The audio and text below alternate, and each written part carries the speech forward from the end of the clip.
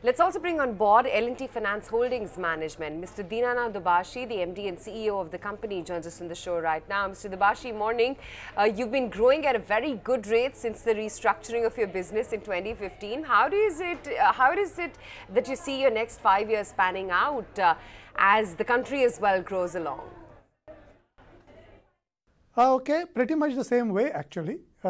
Just the rates may change. So just to put it in perspective, when we started in 2016, April 2016, we started clearly by saying that, okay, we will grow in 3 lending segments, which is wholesale, especially infra, rural and housing, and 2 non-lending segments, that is wealth and mutual funds. Now, as you rightly said, India has done pretty well in many of these segments. In some of these segments, actually not so well.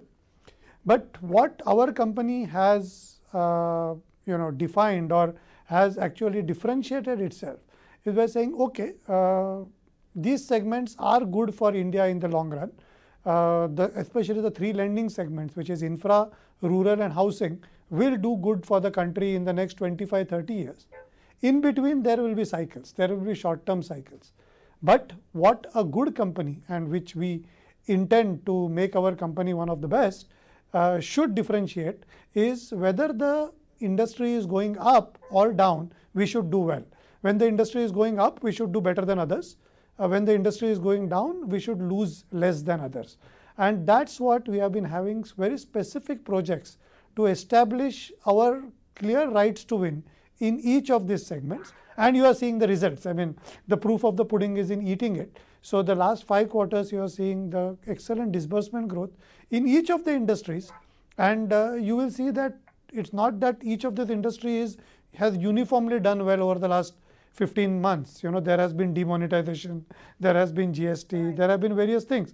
But our company disbursement as well as book growth and most importantly profit growth has kept pace with the plan we had, in fact, a little bit ahead of the plan we have, because of the right to win that we have built in each of this segment. Now, with this, we look at the future with great hope and enthusiasm to continue the same trajectory, in fact, to increase it even further. Right. You know, Mr. Dubhashi, you've talked about reaching a return on equity level of 18% by 2020. You're currently at 13% already. What's the strategy and how are you looking to expand to 18% odd levels? There are 4 things which are working for the return of equity. I mean, why the profit is going up. So as I said, we are concentrating on a few businesses and growing these businesses, increasing the profitability in these businesses simply because we are getting better and better, right? Profitability is never achieved by anything short term. Profitability is always achieved by being the best or at least among the very best in whatever you do, and that is what we are trying to do. That's item number 1. Item number 2 is we have been daring enough to say that X number of businesses we are not good and then exited all those businesses. So the drag of all those businesses is coming down month on month, and hence the overall profitability is going up. Third, we have realized the importance of fee income to the overall profitability and majorly pushing that engine. And fourth, of course, we have eaten the frog first. So we started by cutting down expenses and maintaining expenses at a low level. And these are the 4 things, income from good business is increasing, the drag due to businesses we are not strong in reducing, increased fee income and reduced expenses. It's actually pretty simple. Right. So even with the move to 90 DPD in the first quarter, your asset quality has come in pretty strong. What level do you expect it to bring it down further to, your gross NPAs, that is? See, okay, let's not talk about specific numbers, okay? There are reasons for that, and I am not being defensive here. The reasons are many of our businesses are cyclical. From quarter to quarter, NPAs can go up slightly, come down slightly. Let's not, we are talking about 5 years, 6 years. So let's not talk quarter on quarter. But the more importantly is what is leading to this control of asset quality and most importantly, very strong collection record. I'll just give you an example. When the whole world is crying about not so good monsoons or not so good cropping or problems due to demonetization or problems due to loan waivers, our farm NPAs have actually come down month on month between December and July, right? And that's something that we differentiate in. How do we achieve this? Is typically people do business first and then see how it can be collected. We, using data analytics, actually look at our portfolio in a particular area by industry, by location, by pin code, by asset, and then decide actually how much of that business that we can do. You know, if I can compare it, we don't do any carpet bombing, we do absolute precision bombing. That my data analytics team actually gives very clear indications as to where to do business, how much to do and what to do.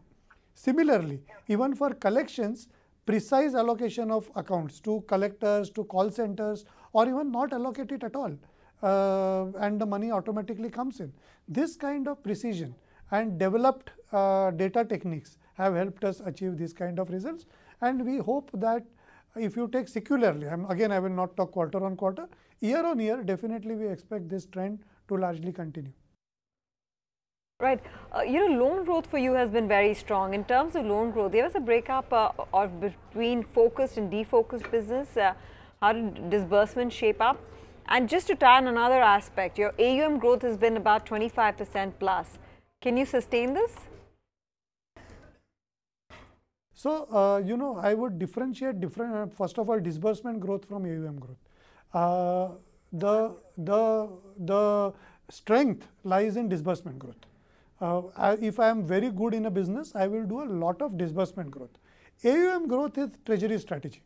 That is where the fee is coming from. We are building a very strong sell down engine so that whatever we disburse, a good part of it can be sold down to other banks and fees can be earned, and thus profitability can be helped. So this is just a clarificatory answer, but more importantly, very simple answer to your question, all the growth you are seeing is from focused businesses. Defocused businesses, we have disbursed exactly 0 rupees from 1st April 2016. So that answer is very simple. When we do things very decisively. So I have not disbursed even a single rupee for defocused businesses from 1st April 2016. So all the growth they are seeing is in focused businesses, and there actually, you know, like a parent has no favorites, I have no favorite amongst all my focused businesses. All of them are important. All of them we are establishing very good rights to win, and all of them are growing. Our investor presentations has all the details, and you will see that each of the business is showing excellent growth. Right. You're increasing focus on the rural book via the MFI and two-wheelers. Is there any asset quality concern here, especially in MFIs, and what sort of margins do you hope to clock in there? See, let me make one, you know, this is a point that I feel from my heart, right?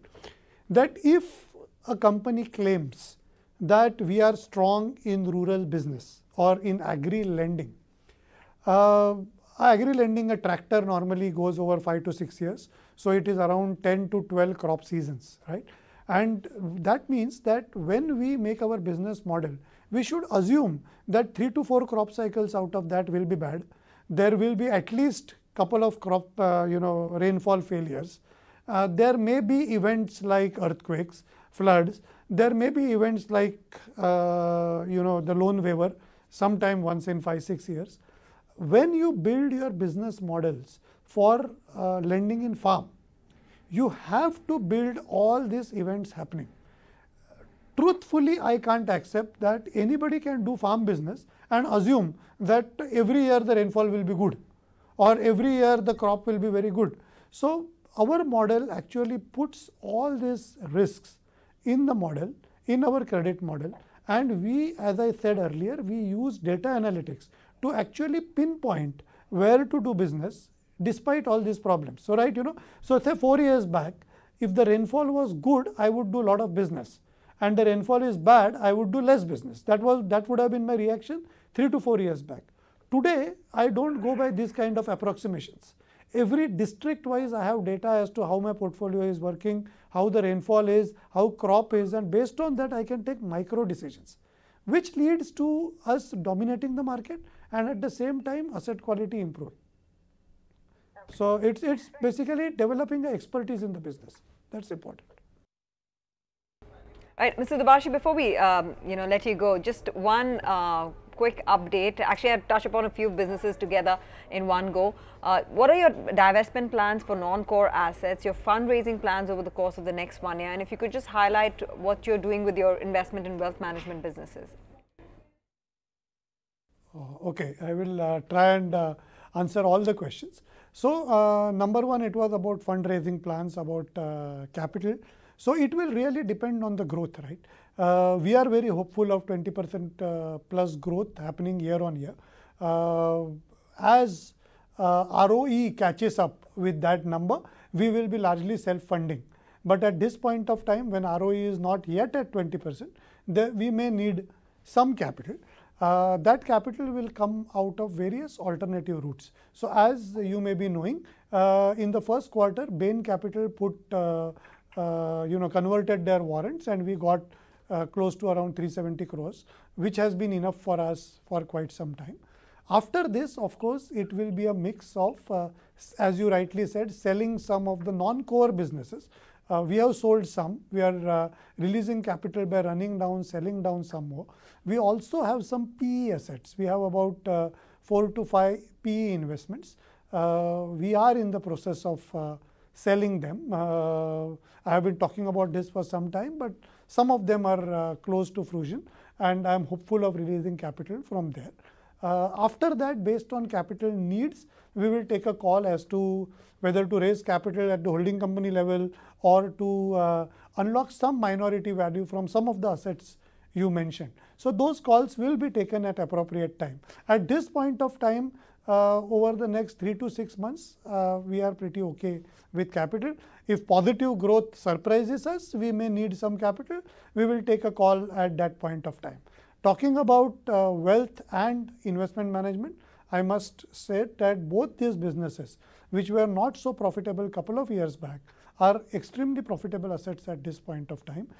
These are assets which don't require additional capital, and hence the entire incremental profit which comes to the bottom line, right? So, as I said, we don't need to realize value from these businesses now because they are losing money. I mean, they are making a lot of money.